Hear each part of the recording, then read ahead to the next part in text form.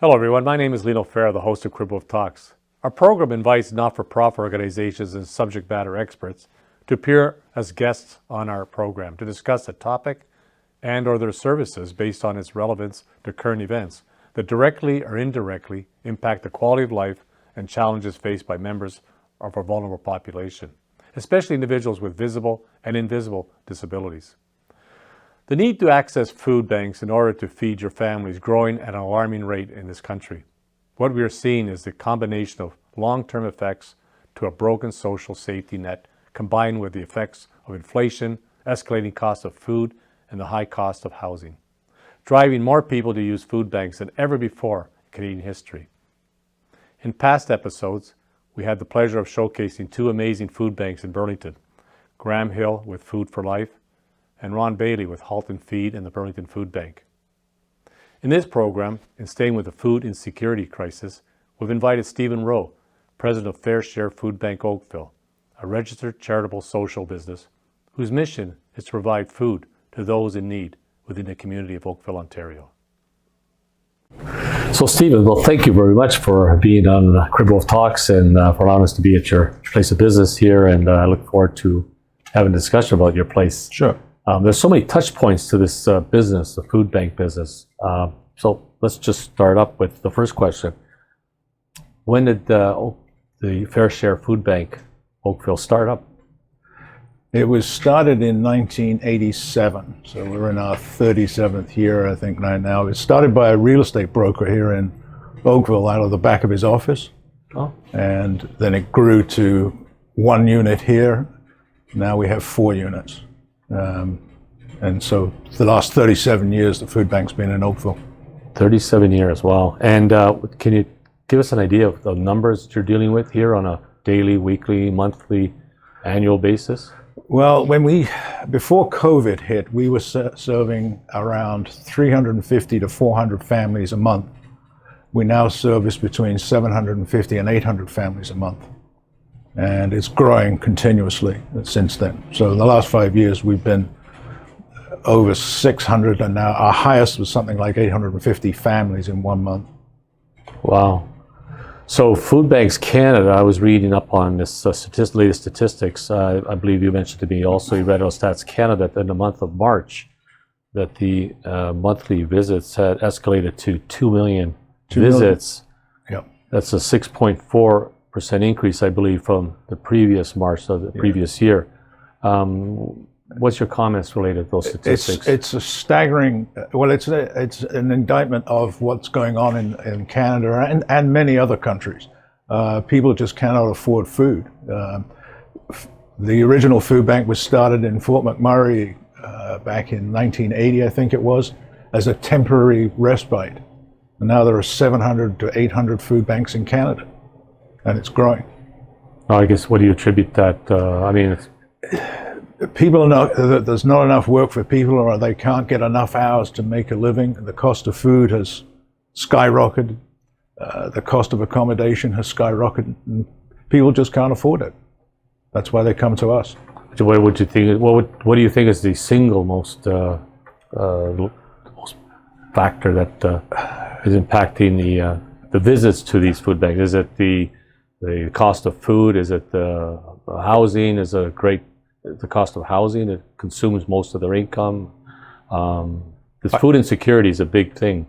But the cost of housing is so high now. It's very difficult for people who are on minimum wage to rent a place, particularly in Oakville, where it's very, very expensive. And we've all experienced the massive increase in the price of food.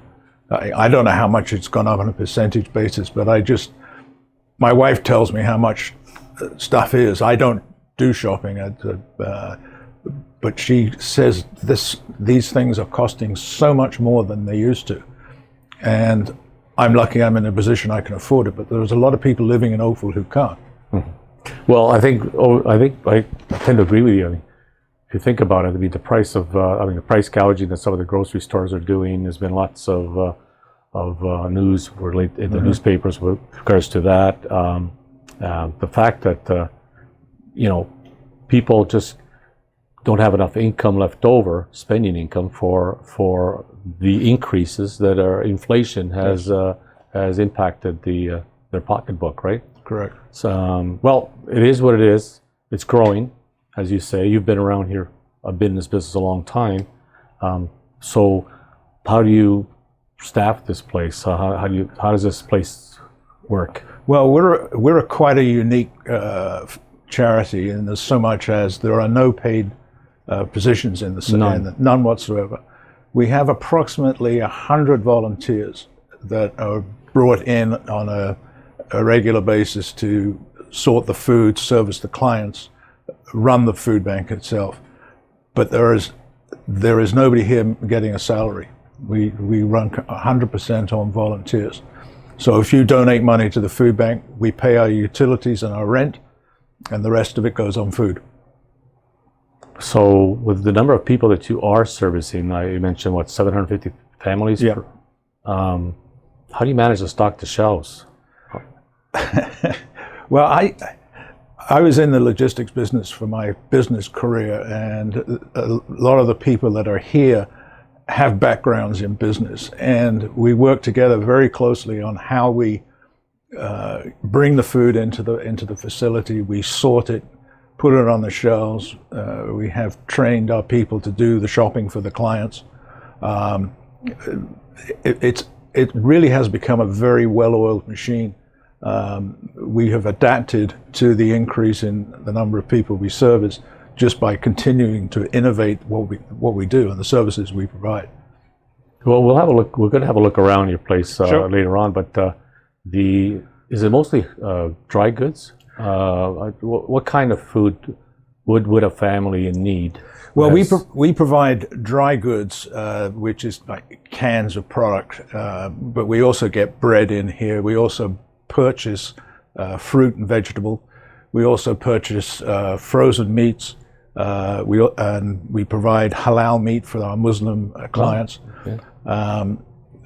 And we buy about another 25 different products where we don't get enough donations of it, i.e. cooking oil. We buy that on a regular basis. We buy flour on a regular basis. But just to give you an idea of what we're spending now, before the pandemic, we would spend about $400,000 a year on food. We're now spending close to $1 million on food. So you're spending. So how much are you getting donations of food? Or is that what's your? We are incredibly fortunate that the people of Oakville have been absolutely fantastically generous. Our donations went up significantly during COVID, and they have seemed to have maintained that level.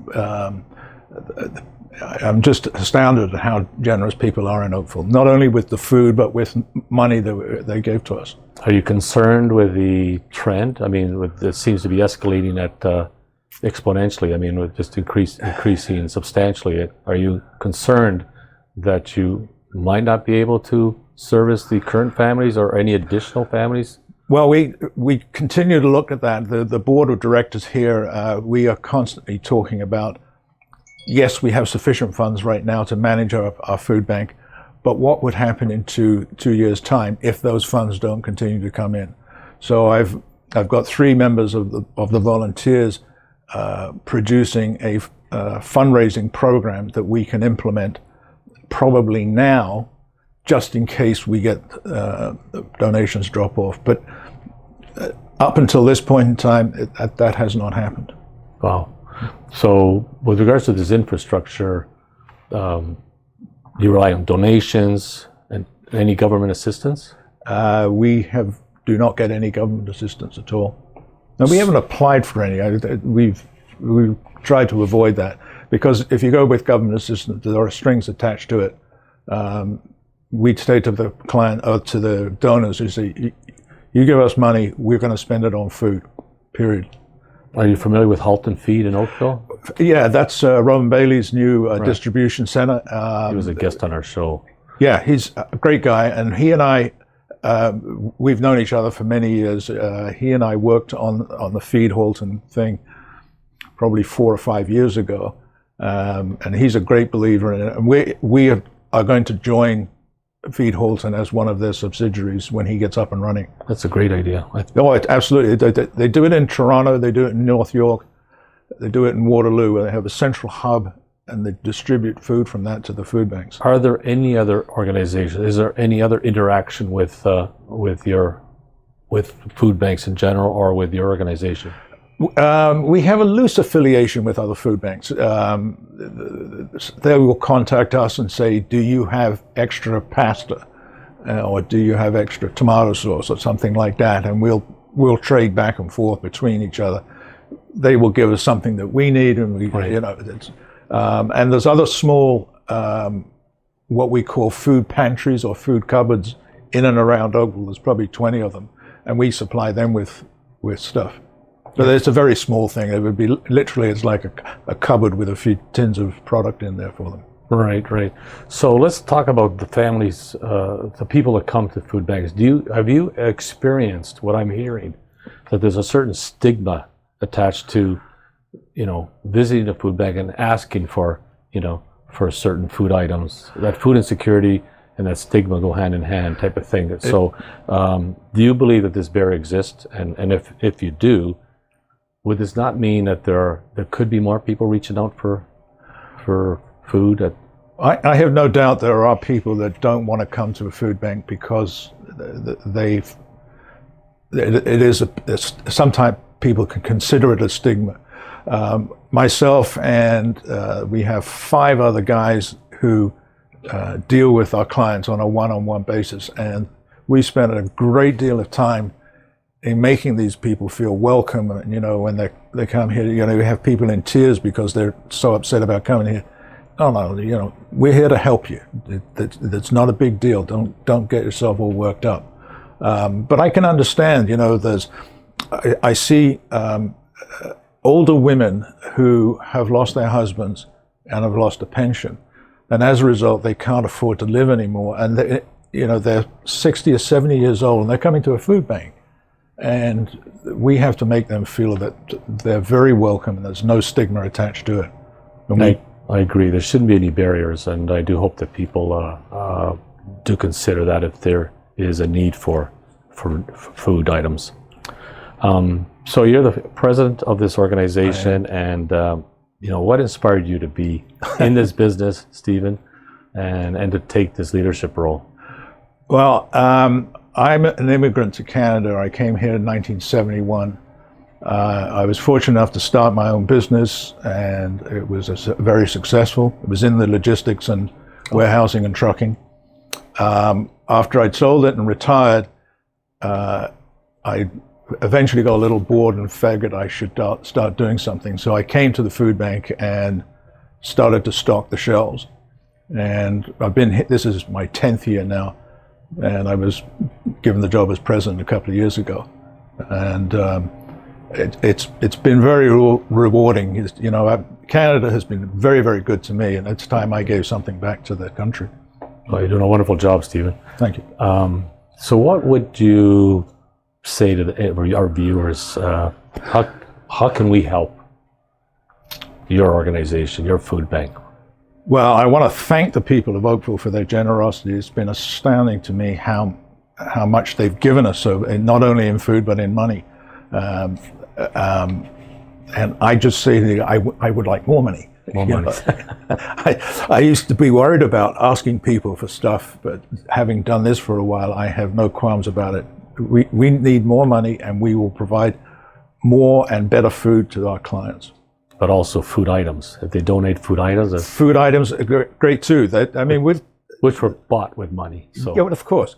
But we have buying power, which the average consumer does. The average consumer is going to go to a supermarket. We go to wholesalers, and we have been able to get some really good deals with our fruit and vegetable suppliers, our meat suppliers, and our grocery suppliers. So to sustain your business, you prefer cash donations, which is the message that you... Yeah, that's, to be coarse about it, yeah, that's basically it. And so to close our interview, what would be your final message, if you had one final message that you'd like the people to, or watch the show, well, This is a thing that Rob Burton, our mayor, said to me one time. He said that Oakville has the third highest income per capita in the country, and yet we have the highest level of poverty in Halton. So people say, when I say I volunteer at a food bank, people don't believe me. And I say, we have a food bank in Oakville, and there's 3,000 people a month come to this thing, and they all live in Oakville. It's incredible, eh? Yeah. That should not be this whole. It shouldn't be. Stephen, I'm so glad to be here. I'm excited to look inside and have a tour around. Can we Sure. go inside? More than happy to let you in. Thank you. Go ahead. Okay. Can you give us, tell you what, can you tell us what happens when an individual who visits the food bank here in Oakville, what's the procedure? Or how does it work? As if I was to come here, let's say in the morning. All right, so because of the number of people we have coming to the food bank and the size of our facility, we can't let the clients into the building. We just don't have enough space for them. Okay. So we have people that go out and greet the clients, and we give them one of these, which is the menu sheet, which is all the items that we currently have available for them to select. And once they've given us their ID and we've matched it with our system, they fill this out, then we proceed to fill their order for them. And they get a set amount of food based on the size of their family. So a family of 4 gets something in the area of $350 to $375 worth of food. Oh, okay. So they fill out that form, and then they go inside. Correct. And pass it on to the To the individual. shop, people who are doing the shopping. Okay, so perhaps we could Sure. show us around.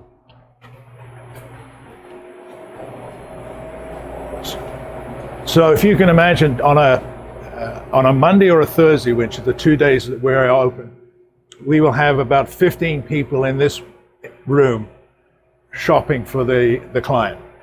And we take this menu sheet, we cut it into 3 pieces, one for each aisle. We'll have one individual in each aisle, plus an individual with fruit and vegetable at the back, and another individual dealing with the meat. This is all the frozen veg. Can I open Sorry. one? Yeah, absolutely. So this is the meat area, right? So that's and fish. So we have the fish, we have halal chicken, we have regular chicken, we have beef, and we have frozen vegetables and fries. Oh. Then we also have, all that stuff is purchased. This is not donated by people going to a supermarket. We can't get enough of this on a regular basis. So the money that we get, we use to buy this kind of product. We also buy eggs, bologna, margarine, cheese. We have cleaning products there as well. And then we have another lady who handles the baby stuff. So we have diapers, formula. Have you any idea how expensive formula is these days? I'm sensing it's been a while since my children been a while. I didn't know, but it used to be around $30 for a can of formula. It's now over $65. My goodness. And babies eat a lot of food. Unbelievable pricing. Very expensive. They have 3 or 4 kids. And most of this stuff here is stuff that we have purchased. So we would buy flour, hot chocolate, oil, and apple juice. We also have a deal with a company that bags rice for us as well. So one individual would take this aisle. We park the shopping cart here. Right here? Yeah. And with the number of people that we have shopping, we can fill a cart in around 2.5 minutes if everything is going as well. And we have to do it that quickly, otherwise we couldn't service all the clients that we currently have. So I see you have your shopping carts here. Yeah. We grab one of these. We come here. And the client's information is on that cart. And all this stuff here has been filled out. Yep. And that will go inside with what the family visitor. So we evolved this requested. process as a result of not allowing the clients into the building because of COVID and social distancing. We had to think of new ways of shopping and producing the orders as quickly as possible. Back before COVID, a busy night here would be 40 families. Our current record is 138 families in one session, which is, I'm proud that we were able to do it, and I'm not proud of the fact we've got 138 people needing food. That just shows you the increasing demand now. Yep. For as a result of food insecurity in this area and all other areas probably as well, right? And we couldn't do this without our volunteers. They are absolutely phenomenal. This time of the year is when we make most of our donations come from Halloween, Thanksgiving, and Christmas. And our other unit across the parking lot there, at the end of December, you cannot get anything else in there. And our area down here where the food's coming in, that will be to the ceiling. And it takes us about 6 weeks to process that and put it into the warehouse. And the donations on the 31st of December just go, right. And then it ramps up again at Easter time. So those are those busy times. But from Easter through to Halloween, we have to make sure we have enough food to survive during that period. Right.